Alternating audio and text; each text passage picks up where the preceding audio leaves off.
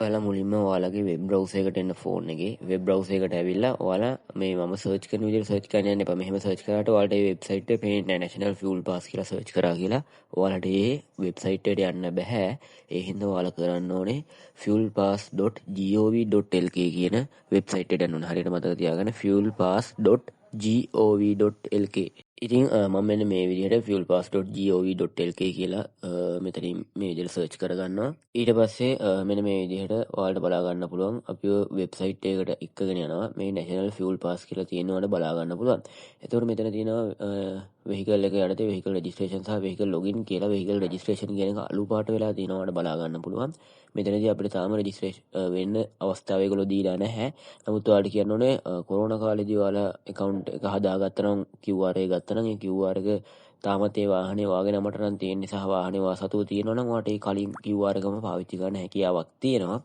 ඉතින් vehicle registration කියන දැනට යන්න අවස්ථාවක් නැති වුණාට අපි ගිහින් ඒකේ තියෙන ස්ක්‍රීන්ෂොට් අනුව මම ඒ කියන්නේ ඒකේ තියෙන අවස්ථාව අනුව මම පෙන්නනවා කොහොමද ඔයාලා රෙජිස්ටර් වෙන්නේ කියලා. ඉස්සරහට මේගොල්ලෝ රෙජිස්ටර් වෙන්න අවස්ථාව හදලා දෙනවා. එතකොට මේ ඔයාලට පුළුවන් ඒකෙන් රෙජිස්ටර් වෙන්න. එතකොට මේ ලොගින් කියන තැනට ආවෙන් පස්සේ ඔයාලගේ ෆෝන් නම්බර් එක ගහලා ඔයාලට බලා ගන්න පුළුවන් කලින් අවස්ථාවේදී ඔයා account එක හදලා තියෙනවද ඒව විස්තර ඔයාලට බලන්න පුළුවන්. OTP එකක් send වෙනවා.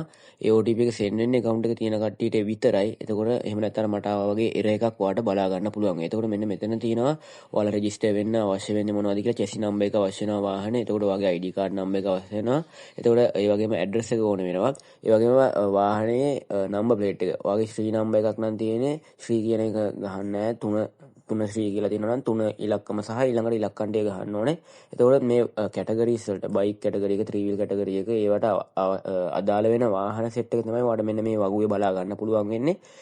ඔයාලට වාහනේ වර්ගය මොකද්ද ඒ අදාළ වෙන කාණ්ඩය කියලා හරියට තෝරලා ඒකත් ඉස්සරහට දාන්න තියෙනවා. ඒ වගේම එක ID card number එකකට එක මිනිහෙක් විතරයි ඒක හදන්න හම්බෙන එක වාහනයකට. ඒ කියන්නේ එක ID card එකකට එක වාහනයයි ඔයාලට රෙජිස්ටර් කරන්න දෙන්නේ. එතකොට ඇඩ්‍රස් එක සහ name එක NIC එක ඔක්කොම හරියට අවශ්‍ය වෙනවා. සර්ටිෆිකේට් විදිහට ඒක වෙරිෆයි කරගන්න ඕන වෙනවා රෙජිස්ටර් වෙන්න නම්. ඒ වගේම ඔයාලට එක ID card එකකට එක QR code එක හම්බෙන්නේ.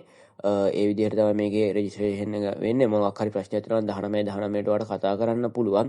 ඒ වගේම ඔයාලට පුළුවන් NIC number NIC card එකට එහෙම නැත්නම් business registration කරලා තියෙන මොකක් හරි වගේ සර්ටිෆිකේට් එකක් තියෙනවා නම් ඒකෙන් පුළුවන්. නැත්නම් passport එකෙන් පුළුවන් මේකේ රෙජිස්ටර් වෙන්න.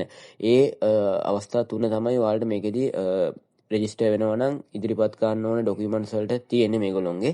ඉතින් තාම රෙජිස්ට්‍රේෂන් ෆෝම් එක අපිට ඕපන් වෙලා නැහැ.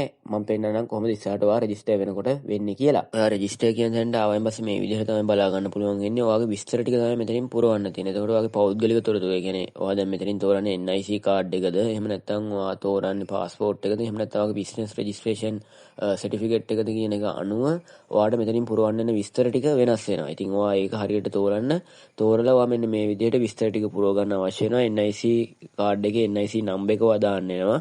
NIC කාඩ් නම්බර් එක මේ විදිහට දාලා V තියෙනවනම් V අකුර දාන්න ඕනේ. දාලා මොබයිල් නම්බර් එක වගේ මේ OTP එකක් එවනවා. ඒ OTP එක එවන මොබයිල් නම්බර් එක ඔයාලට පල්ලෙහෙන් බලා ගන්න පුළුවන්. අන්න එතනට ඔයා දාන්න ඕනේ. ඊට පස්සේ එතන තියෙනවා ඔයාලට බලා ගන්න පුළුවන් වෙයි send OTP කියලා.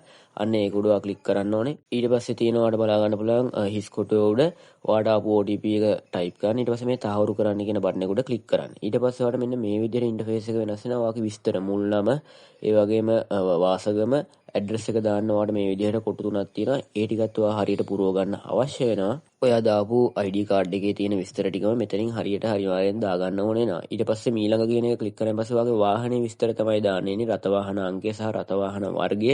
ඊළඟට chassis අංකය ඔයාලට මේ විදිහට පුරව ගන්න එනවා කොටු තුනක්. ඊට පස්සේ ඔයාලට ඉන්ධන වර්ගය තෝරන්න වෙනවා. ඩීසල්ද පෙට්‍රල්ද කියලා. ඊට පස්සේ ඔයාලට අර පල්ලෙහා නියම සහ කොන්දේසි සඳහා එකඟ වේ කියලා තියෙන තැන ටික් එක අනිවාර්යෙන් දාගන්නත් අවශ්‍ය වෙනවා. ඊට පස්සේ ලියාපදිංචි වෙන්න කියලා තියෙන බටන් එක උඩ ක්ලික් කරන්න. ඊට පස්සේ ඔයා දාපු විස්තර ටික හරිනම් ඔයාට QR code එක මේ විදිහට ලියාපදිංචි වීම සාර්ථකයි කියලා එනවා. ඊට පස්සේ ඔයාලට QR code එකට පල්ලෙහෙන් බලා ගන්න පුළුවන් QR එක මොබයිල් එකට ලබා ගන්න කියලා එකක් තියෙනවා. ඒක ක්ලික් කරොත් එහෙම ඔයාලා දීපු මොබයිල් නම්බර් එකට මැසේජ් එකක් විදිහට ලින්ක් එකක් එනවා. එතකොට ඔයාට ෂෙඩ් එකට ගියන් පස්සේ ඒ ලින්ක් එක ක්ලික් කරලා පෙන්වන්න පුළුවන් මේ QR එක. එහෙම නැත්නම් QR එක download කරගන්න කියන එක උඩ ක්ලික් කරොත් එහෙම මේ QR එක ඔයාගේ gallery එකට save වෙනවා. ඉතින් අන්න ඒ විදිහට තමයි ඔයාලට හදන්න දෙන්නේ. මේ QR එකට පල්ලෙහෙන් ඔයාලට බලා ගන්න පුළුවන් සතියේකට ඔයාට කොච්චර ලීටර් ප්‍රමාණයක් හම්බෙනවද කියන එක ඔයාට බලා ගන්න පුළුවන් සහ ඉතිරි වෙලා තියෙන ප්‍රමාණය ඔයාට ලීටර් වලින් බලා ගන්න හැකියාවක් තියෙනවා. ඉතින් අද වීඩියෝ එක කතා කරන්න මේ දේවල් ගැන තමයි. අනිවාර්යයෙන්ම වීඩියෝ එකක් ගේන්නම්. මේක රෙජිස්ට්‍රේෂන් process එක ඔන්න උනායින් පස්සේ ඔයාලට බලා ගන්න පුළුවන් වෙන විදිහට. වීඩියෝ එකත් හැමෝටම සුබ දවසක්.